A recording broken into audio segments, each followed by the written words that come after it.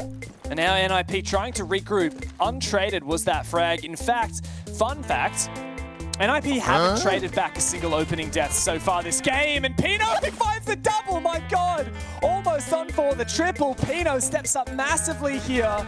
Giants are so eager to repeat. An absolute feast there for Pino inside of Kitchen. He ate up, and you're right there.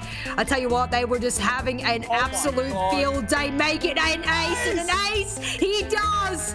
Tell at this sort of level, and we saw that yesterday with a few upsets, but the thing is, the reason that I really love this matchup, Des, is there's no upset possible here. I don't care how you look at this. Nobody can come into this saying they're going to be getting one any second. We can see there is a man on the Malusi on the red stairs there. Just looking and shut down immediately by Merc with a nade. And he comes in. Oh, he's got a nose. He's got the noise there, but he reduced. He wins on the reverse angle then. He gets tracked, but he uses that. He knows he's likely to be challenged on the back of it and manages to get himself the kill. Doubles down with a second onto Merc, and the roam clear is not going to plan. It's a bloodbath up there, Des. A huge play, from the defenders at that point to get the win. The attackers should have every advantage they need now. Achieved, he's opened up the garage, just very aware of the potential for a player in or around Pool there, but I don't think they're actually being challenged from that double window, but TSM just showing good due diligence, not going to allow themselves to get peeked out. Lukid, for the time being, on the Kaid is still entrenched up on that catwalk, but surely it's not going to take too long. That's essential, Des. That is essential, and he rips the head of Charla and goes huge with 2 more. 3 kills to Lukid on the round, and that's how you defend. Surely not an ace there, surely not another one for us on our first game of the day. 4 kills for Lukid right now, all from the garage. I don't know what just happened. In what world does the player that's playing on catwalk vault over? Shame that he can't get the ace. Both have one available to them. So we'll want to know whether or not it's going to be clear to move into the bar as Rampy already goes down. The drone right there spotted him out, and he will be recovered potentially, but Merc is already right on them, trying to put some pressure down. Oh, that's teamwork, and that's trying to save Private Rampy now as he's holding on for the best of his ability, but Bolo is there to get a double of his own inside the kitchen from deep. There's just one more man lying down in the corner. They're well aware, and it's Merc who's going to be able to pull together. Bolo! From under to the top, luggage packed and sent home. Get out of here.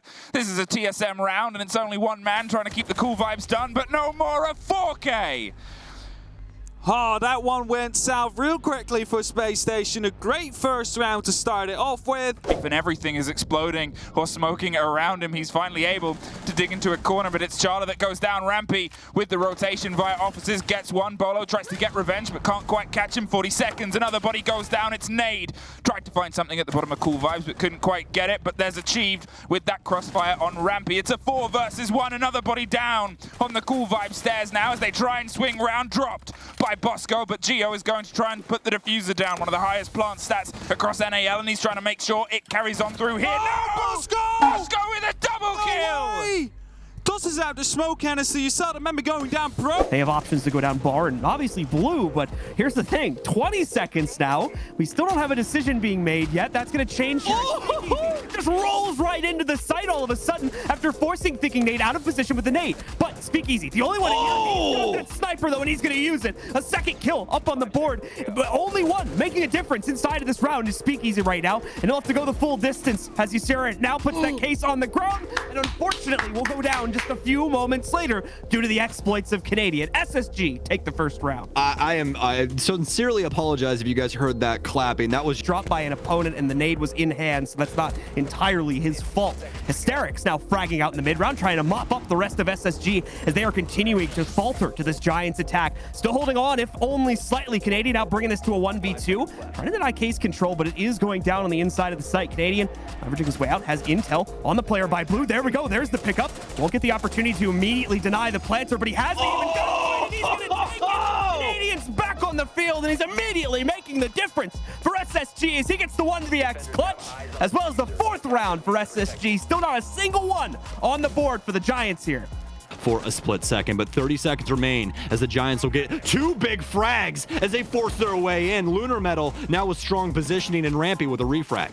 Lunar on another one on the inside of this round right here. The entry power is unmatched, and he still has an opportunity to pick up more for that forward position in the site. He's the closest ping to Canadian right now. Canadian, speaking of which, trying to play behind the mattress. Oh no! A team kill at the same time. Canadian gonna be able to chuck in the Nitro cell, isolate out Speakeasy, and bring this down to a 1v1. Oh only my 6 seconds to end it, but Canadian goes for the long-range M590 shot for the perfect half. SSG 6-0 as we switch sides. As the Giants progress forward, seemingly giving Giants some map control, but really it's just, hey, we don't want anybody to die while we continue to waste your time.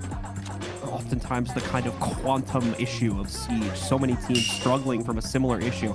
Nice way to try to get the wall open here, by the way, is they're going to put the hard breach onto the floor. It will extend to the wall next to it when they decide to blow it up here. And obviously that Maestro gonna have to hightail it back to the reinforced shield to play off of that. And actually only giving the floor angle, but it works there. Pushing into that CCTV position with Lunar and one other of their teammates very close behind. Didn't have much of an issue dealing with Cash, but as you can see, still using the time to check this from a drone in order to make sure that they don't make any mistakes.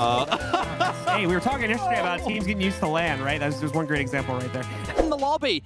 But like you also said, Ollie, nice little point, it's only the first day, not a sprint. It's a marathon, I think. Intero said it yesterday after the G2 where they went 0-3. It's not just that's it. That's not them done. You have a lot more games to come. You have to really work for it over the course of how many days it is. And yeah, just play with what you got. And I'm sure for these teams going into it today, whatever happens on their first play day, they know they can still bounce back for the second. And for their opponents, just quickly, of course, Parabellum, one of two teams not in a Tier 1 competition, Challenger League team. Look, they have got a monumental task, but I know these guys are going to be up for it as we get underway here. It's going to be Lord Yoga goes straight down. One of the nades is going to get cooked and tossed on through now. It does miss its mark there, but Gemini doesn't. Takes the head over off Psycho. Aqui going for a bit of an off angle there, I think it's fair to say, trying to cover Sasha as he's looking. Beautiful. Yeah. It's ingrained in me. Goes to show you how powerful marketing can be. They They probably did, and they probably continue to. Make sure that they're not dealing with any roamers who will come and create problems later.